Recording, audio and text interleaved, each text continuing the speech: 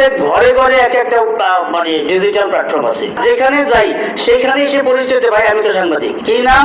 এই যে আমার হলো হাতি মারা ঘোড়া মারা, আমার হলো একটা অনলাইন আছে। যা যার মতো করে গণমাধ্যম করবে, কিছু সাংবাদিক নিয়োগ হবে, যা যার মতো করে চালাবে, তার কোনো প্ল্যাটফর্ম নাই। বিদেশ থেকে কেউ কেউ দিচ্ছে, এইখান থেকে এখন ওইখানে যাও, প্রথম আলো থেকে এখন ডেইলি স্টারে যাও, কারা এটার পিছনে ইন্ধন দিচ্ছে। কিন্তু যে দুইটা পত্রিকা আক্রান্ত হলো, এই দুইটা পত্রিকায় এই তাদের নামটা আসে নাই এবং তারা সাহস করে সেই নামটা উচ্চারণ করে নাই। বাংলাদেশ হয়তো 4-0 তত্ত্ব দিয়ে বিখ্যাত হবে, কারণ গত 18 মাসে এখন তো যেটা চলছে এই পুরা সময়টাই হলো জিরোর মধ্যে আছে, কোনো জিরো থেকে কোনো উত্তরণ ঘটে নাই। সেখানে হয়তো 4-0 তত্ত্ব একটা নতুন আবিষ্কার হবে।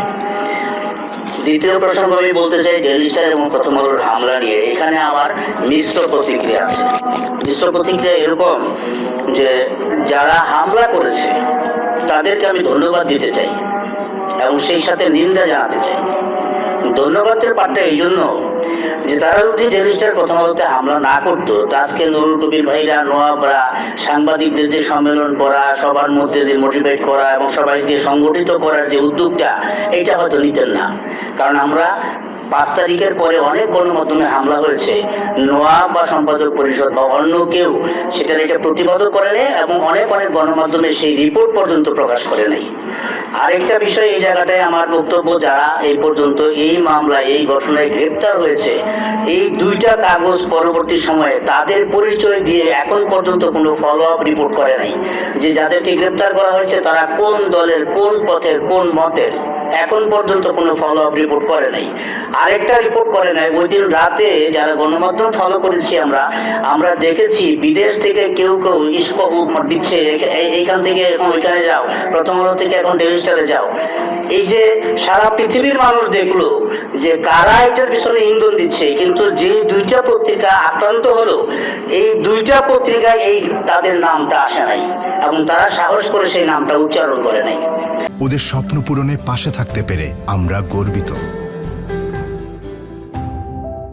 বর্তমান ক্যাবিনেটের বর্তমান উপদেষ্টাদের মধ্যে প্রায় 90% হলো ডেইলি স্টার এবং প্রথম আলোর কলামিস্ট।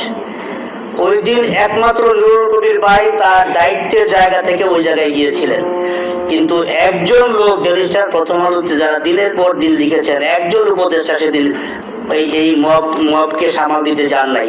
আমার প্রশ্ন হলো কেন যান নাই? প্রেস সেক্রেটারি বলছেন যে তিনি বহু মানুষকে ফোন করেছেন, কেউ ফোন ধরেননি। কেন ফোন ধরেননি সেই প্রশ্নটাও তো আজকে এখন পর্যন্ত মীমাংসা হয়নি। আমার দ্বিতীয় পার্ট হলো যে কামাল ভাই অনেক কষ্ট করেছেন, সরকারের অনেক টাকাও খরচ করেছেন একটা সংস্কার কমিশনের রিপোর্ট তৈরি করতে।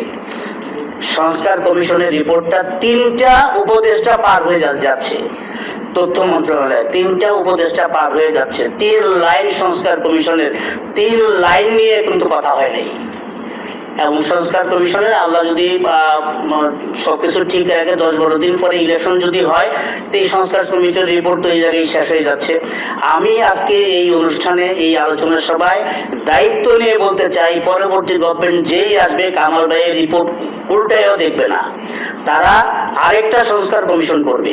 সেটার উপর ভিত্তি করে যদি মিডিয়া কমিশন হয়, সেইটা গবেষণা করতে করতে 5 বছর সময় যাবে।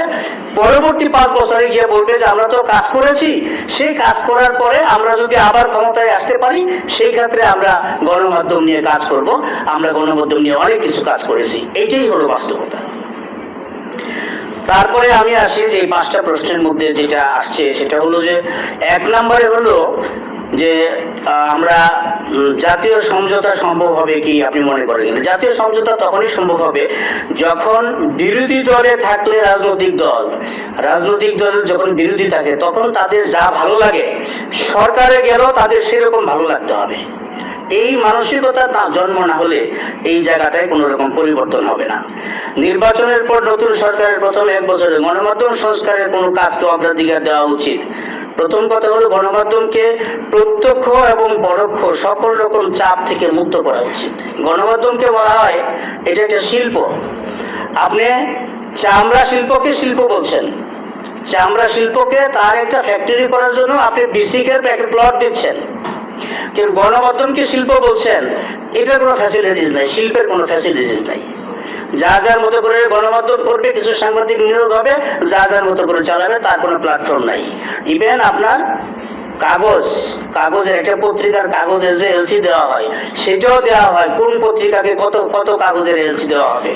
এই জায়গা থেকে বেরিয়ে আসতে হবে। ভুল তথ্য ও অনলাইন গুজবের যে মোকাবেলা, বাংলাদেশে এখন আমাদের ওয়েব ভার্সন আছে, ডিজিটাল ভার্সন আছে, কতগুলো ওয়েবসাইট আছে। এইটা আমার মনে হয় ফেরেস্তাও মানে গুণে কুল পাবে না। প্রত্যেক ঘরে ঘরে এক একটা মানে ডিজিটাল প্ল্যাটফর্ম আছে। প্রত্যেকে সাংবাদিক এখন, যা যেখানে যাই সেখানে এসে পরিচয় দেয়, ভাই আমি তো সাংবাদিক। কি নাম? এই যে আমার হলো হাতিমারা ঘোড়ামারা, আমার হলো একটা অনলাইন আছে, আমার ওই যে দেখে নেব ধরে নেব, এরকম একটা ডিজিটাল প্ল্যাটফর্ম আছে। আমরা তো বুঝতে পারতেছি না কে সাংবাদিক কে সাংবাদিক না। সুতরাং এই যে নির্বাচনের আগে ডিজিটাল প্ল্যাটফর্মে যে অত্যাচার শুরু হয়েছে, কার কাপড় থাকবে কার কাপড় খুলবে আল্লাহ জানে, এরকম একটা অবস্থা কিন্তু চলে যাবে। আর প্রেস কাউন্সিলে গ্রহণযোগ্য ব্যক্তিদেরকে দিয়ে এখন পর্যন্ত কোনো প্রেস কাউন্সিল গঠিত হয় নাই। গ্রহণযোগ্য ব্যক্তিদের দিয়ে প্রেস কাউন্সিল গঠন করা হবে। পঞ্চমটা হলো সাংবাদিকদের চাকরি নিরাপত্তা। আমি কামাল ভাইকে একটা প্রশ্ন করতে চাই, উনি অনেক কাজ করেছেন। একটা দৈনিক পত্রিকার ডিক্লারেশন নেওয়ার জন্য 10 লাখ টাকার একটা ডিপোজিট সার্টিফিকেট লাগে, যে আমার ব্যাংক সলভেন্সি, আমার 10 লাখ টাকা আছে। এইটা ডিসি অফিসে দিলে ডিসি অফিস থেকে এসবি তে ইন্সপেকশনে পাঠায়, এসবি পুলিশ অফিসারকে সাব ইন্সপেক্টরকে 5,000 টাকা দিলে রিপোর্ট দিয়ে দেয়। এখন নতুন একটা হয়েছে, এটা আবার সংশ্লিষ্ট একজন অ্যাসিস্ট্যান্ট কমিশনারকে দায়িত্ব দেয় প্রেস এবং মালিকানা সবার ঠিক আছে কিনা। ওই অ্যাসিস্ট্যান্ট কমিশনারের ভূমি হোক বা যেই হোক, অ্যাসিস্ট্যান্ট কমিশনার যে পিও থাকে, তারে 5,000 টাকা দিলে ওইখান থেকে একটা রিপোর্ট দেওয়া হয়।